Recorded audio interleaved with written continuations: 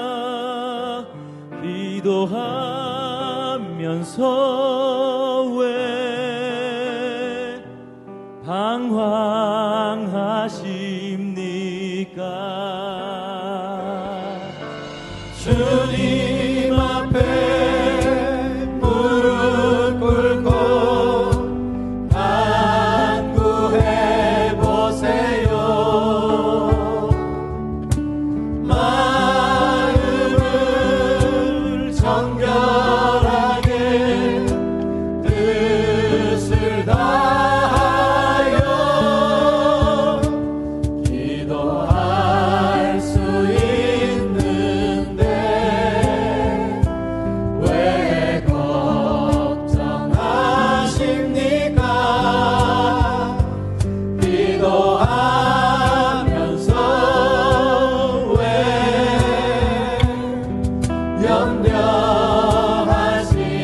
염려하십니까? 주님 앞에 무릎 꿇고 간구해 보세요. 마음을 정결하게 뜻을 다하여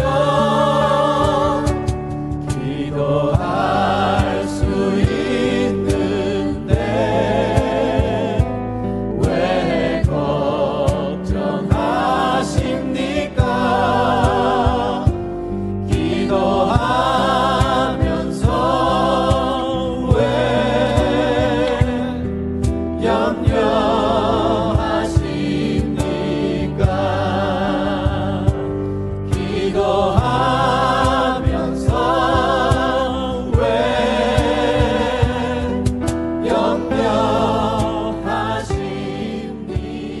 염려하십니까?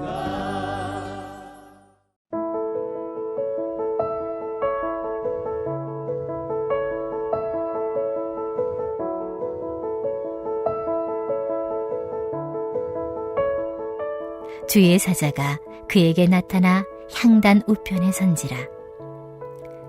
사가랴가 보고 놀라며 무서워하니 천사가 그에게 이르되 사가랴여 무서워하지 말라. 너의 간구함이 들린지라. 내 아내 엘리사벳이 내게 아들을 낳아주리니 그 이름을 요한이라 하라. 너도 기뻐하고 즐거워할 것이요 많은 사람도 그의 태어남을 기뻐하리니 이는 그가 주 앞에 큰 자가 되며 포도주나 독한 술을 마시지 아니하며 모태로부터 성령의 충만함을 받아 이스라엘 자손을 주 곧 그들의 하나님께로 많이 돌아오게 하겠습니다. 그가 또 엘리야의 심령과 능력으로 주 앞에 먼저 와서 아버지의 마음을 자식에게 거스리는 자를 의인의 슬기에 돌아오게 하고 주를 위하여 세운 백성을 준비하리라. 사가랴가 천사에게 이르되 내가 이것을 어떻게 알리요? 내가 늙고 아내도 나이가 많으니이다. 천사가 대답하이르되 나는 하나님 앞에 서 있는 가브리엘이라. 이 좋은 소식을 전하여 내게 말하라고 보내심을 받았노라. 보라, 이 일이 되는 날까지 내가 말 못하는 자가 되어 능히 말을 못하리니 이는 내가 내 말을 믿지 아니함이거니와 때가 이르면 내 말이 이루어지리라 하더라. 백성들이 사가랴를 기다리며 그가 성전 안에서 지체함을 이상히 여기더라. 그가 나와서 그들에게 말을 못하니 백성들이 그가 성전 안에서 환상을 본 줄 알았더라. 그가 몸짓으로 뜻을 표시하며 그냥 말 못하는 대로 했더니 그 직무의 날이 다 되매 집으로 돌아가니라. 이후에 그의 아내 엘리사벳이 잉태하고 5달 동안 숨어 있으며 이르되 주께서 나를 돌보시는 날에 사람들 앞에서 내 부끄러움을 없게 하시려고 이렇게 행하심이라 하더라. 아멘. 이 시간 하나님이 주시는 말씀을 통해 우리가 새 힘과 지혜를 얻기를 소망합니다. 오늘은 기도하는 사람의 삶이라는 제목으로 누가복음 1장을 나누도록 하겠습니다. 여러분이 가장 열심히 기도했던 적은 언제인가요? 그때는 여러분이 여러분의 인생에서 가장 큰 고난과 문제를 겪었을 때였을 것입니다. 여러분은 그때 문제를 해결하기 위해 하나님께 절실하게 기도했을 것입니다. 그렇다면 현재 여러분은 기도하는 삶을 살고 계신가요? 만약 여러분이 지속적으로 기도하지 않는다면 그 이유는 무엇일까요? 아마도 여러분의 삶에 기도를 해야 할 정도로 심각한 문제가 없을 확률이 높습니다. 사실 우리에게 특별한 목적이 없을 때 지속적으로 기도하는 삶을 사는 것은 어려운 일인 것 같습니다. 우리가 기도해야 할 목적이 없을 때 우리는 어떻게 기도하는 삶을 살 수 있을까요? 누가복음 1장 11절부터 17절입니다. 주의 사자가 그에게 나타나 향단 우편에 선지라. 사가랴가 보고 놀라며 무서워하니 천사가 그에게 이르되 사가랴여 무서워하지 말라. 너의 간구함이 들린지라. 내 아내 엘리사벳이 내게 아들을 낳아주리니 그 이름을 요한이라 하라. 너도 기뻐하고 즐거워할 것이요 많은 사람도 그의 태어남을 기뻐하리니 이는 그가 주 앞에 큰 자가 되며 포도주나 독한 술을 마시지 아니하며 모태로부터 성령의 충만함을 받아 이스라엘 자손을 주 곧 그들의 하나님께로 많이 돌아오게 하겠음이라. 그가 또 엘리야의 심령과 능력으로 주 앞에 먼저 와서 아버지의 마음을 자식에게 거스르는 자를 의인의 슬기에 돌아오게 하고 주를 위하여 세운 백성을 준비하리라. 제사장이었던 사가랴는 지속적으로 기도를 했던 사람이었습니다. 그가 기도했던 이유는 아들을 얻기 원했기 때문입니다. 어느 날 사가랴는 제사장의 임무를 수행하기 위해 성전에 들어갔습니다. 그리고 그때 그는 천사 가브리엘을 통해 기도의 응답을 받았습니다. 누가복음 1장 18절부터 25절입니다. 사가랴가 천사에게 이르되 내가 이것을 어떻게 알리오? 내가 늙고 아내도 나이가 많으니 이다. 천사가 대답하여 이르되 나는 하나님 앞에서 있는 가브리엘이라. 이 좋은 소식을 전하여 내게 말하라고 보내심을 받아노라. 보라, 이 일이 되는 날까지 내가 말 못하는 자가 되어 능히 말을 못하리니 이는 내가 내 말을 믿지 아니함이거니와 때가 이르면 내 말이 이루어지리라 하더라. 백성들이 사가랴를 기다리며 그가 성전 안에서 지체함을 이상히 여기더라. 그가 나와서 그들에게 말을 못하니 백성들이 그가 성전 안에서 환상을 본 줄 알았더라. 그가 몸짓으로 뜻을 표시하며 그냥 말 못하는 대로 있더니 그 직무의 날이 다 되매 집으로 돌아가니라. 이후에 그의 아내 엘리사벳이 잉태하고 5달 동안 숨어 있으며 이르되 주께서 나를 돌보시는 날에 사람들 앞에서 내 부끄러움을 없게 하시려고 이렇게 행하심이라 하더라. 우리는 보통 기도의 응답을 받는 사람은 믿음이 좋을 것이라고 생각합니다. 하지만 우리의 예상과는 달리 사가랴의 믿음은 그리 좋지 않았습니다. 하나님은 천사 가브리엘을 사가랴에게 보냈습니다. 가브리엘은 하나님이 기도에 응답하셨다는 기쁜 소식을 그에게 전했습니다. 그는 사가랴와 그의 아내 엘리사벳에게 아들이 생길 것이라고 말한 것입니다. 그러나 사가랴는 그 소식을 들었을 때 기쁘게 반응하지 않았습니다. 사가랴는 믿음이 있는 사람이었지만 동시에 상식적이며 이성적인 사람이었기 때문입니다. 사실 그는 그의 믿음보다는 세상의 상식을 더 의지했던 사람이었습니다.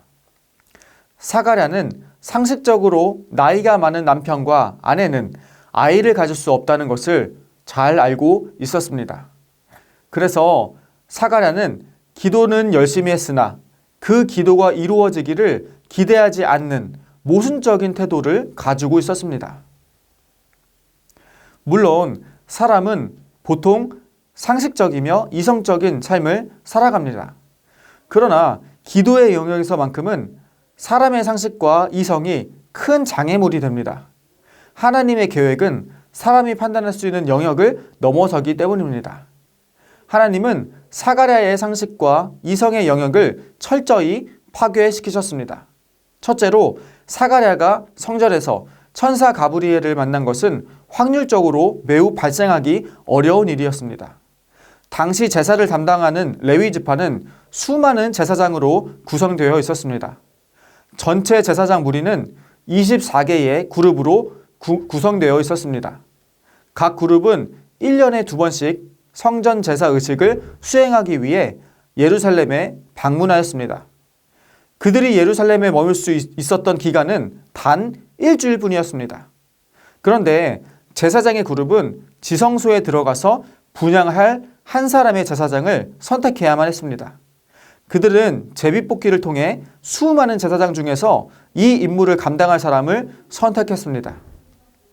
이러한 낮은 확률로 인해 대다수의 제사장들은 그들의 인생에서 분향을 할 수 있는 영광스러운 기회를 얻지 못했습니다. 그러나 하나님은 이러한 희박한 확률과는 상관없이 사가랴를 선택하셨습니다. 이것은 사람의 이성으로는 설명하기 어려운 것이었습니다. 둘째로 나이가 많은 사가랴와 엘리사벳이 아이를 갖는 것은 상식적으로 불가능한 일이었습니다. 그래서 사가랴는 천사에게 이렇게 말했습니다. 내가 그것을 어떻게 알겠습니까? 또는 어떻게 내가 확신하겠습니까? 나도 늙었고 내 아내도 나이가 많습니다. 사가랴의 이 말은 아브라함의 질문을 떠오르게 합니다. 창세기 15장 8절입니다. 그가 이르되 주 여호와여 내가 이 땅을 소유로 받을 것을 무엇으로 알리이까? 아브라함과 사라는 나이가 많았지만 아들이 없었습니다. 그래서 그들은 그들의 기업을 물려줄 사람이 없기 때문에 소망이 없는 삶을 살아가고 있었습니다. 마찬가지로 사가랴와 엘리사벳도 그들과 같은 문제를 가지고 있었습니다. 창세기 15장 17절입니다. 해가 져서 어두울 때에 연기 나는 화로가 보이며 타는 횃불이 쪼갠 고기 사이로 지나더라. 하나님은 약속을 믿었던 아브라함에게 약속의 증거로 횃불이 쪼갠 고기 사이로 지나가도록 하셨습니다. 그러나 하나님의 약속을 믿지 않았던 사가랴에게는 약속의 증거로 그가 말할 수 없도록 만드셨습니다. 하나님은 말하는 사람이 벙어리가 되게 하셨고 나이가 많은 부부에게는 아이를 주셨습니다. 하나님이 계획하신 일은 언제나 사람의 상식의 한계를 넘어서는 결과로 나타났습니다. 우리는 하나님께 온전한 믿음으로 기도해야 합니다. 우리는 우리의 이성적이며 상식적인 태도가 하나님의 계획을 온전히 이루는데 도움이 안 된다는 사실을 기억해야 합니다. 우리는 왜 기도해야 할까요? 우리는 우리의 문제를 해결하기 위해 하나님께 도움을 요청할 수도 있습니다. 하지만 그것은 우리가 기도를 하는 궁극적인 답은 아닙니다. 우리가 기도해야 하는 첫 번째 이유는 우리가 하나님의 사람이기 때문입니다. 하나님이 우리를 창조하셨기 때문에 우리가 주인이신 하나님께 기도하는 것은 지극히 당연한 일입니다. 우리는 우리가 하나님으로부터 창조된 존재라는 사실을 언제나 기억해야 합니다. 즉, 우리는 우리의 능력이 없음을 인정하며 하나님께 의지하는 기도를 하며 살아가야 하는 것입니다. 우리가 기도해야 하는 두 번째 이유는 우리가 그리스도인이기 때문입니다. 우리는 구원받은 사람으로서 예수님께 받은 은혜에 감사하는 기도를 하며 살아가야 합니다. 우리는 스스로 구원할 수 없는 죄인이라는 사실을 언제나 기억해야만 합니다. 즉, 우리는 예수 그리스도가 우리의 능력임을 고백하는 기도를 해야 하는 것입니다. 데살로니가전서 5장 16절부터 18절입니다. 항상 기뻐하라. 쉬지 말고 기도하라. 범사에 감사하라. 이것이 그리스도 예수 안에서 너희를 향하신 하나님의 뜻이니라. 그리스도인의 올바른 태도는 항상 기뻐하고 범사에 감사하는 것입니다. 특히 그리스도인은 쉬지 말고 기도해야 합니다. 우리는 때때로 기도하지 못하는 이유를 우리가 믿음이 약하기 때문이라 생각합니다. 그러나 이러한 생각은 잘못된 것입니다. 사가랴를 생각해 보십시오. 그는 비록 믿음이 약했지만 기도하는 삶을 유지했습니다. 하나님은 믿음이 약했던 사가랴의 꾸준한 기도를 들으시고 마침내 응답해 주셨습니다. 그리고 이 응답으로 인해 사가랴의 아내 엘리사벳의 부끄러움 또한 사라졌습니다. 엘리사벳은 평생 아이를 낳지 못해 사람들에게 부끄러움과 수치를 당했던 사람이었습니다. 사가랴라는 제사장이었지만 믿음이 약했고 엘리사벳은 아들을 낳지 못하는 여자였습니다. 그들은 모두 부끄러운 모습을 가지고 세상을 살았습니다. 그러나 하나님은 부끄러움을 당하면서도 기도를 포기하지 않았던 사람들에게 새로운 희망을 주셨습니다. 하나님은 기도하는 사람들과 함께 그의 새로운 역사를 시작하십니다. 사람의 관점으로 불가능하게 보이는 조건 속에서도 하나님은 기적을 일으키십니다.